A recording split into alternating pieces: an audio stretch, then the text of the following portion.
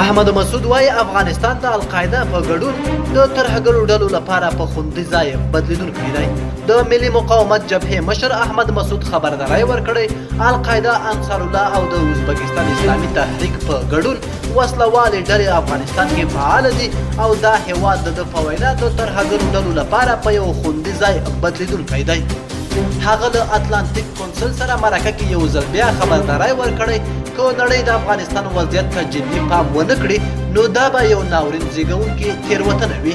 احمد مسعود په دې مرکه کې ویلي چې د نړیوالې ټولنې لخوا هغو فشارونو ګټه نه ده رسولې چې پر طالبانو د ټولګډونه حکومت جوړولو لپاره کېږي.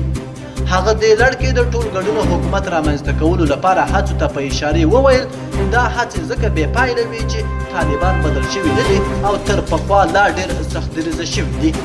د نن ورځې خبر تر همدې ځایه و، تر بیا ښه وخت.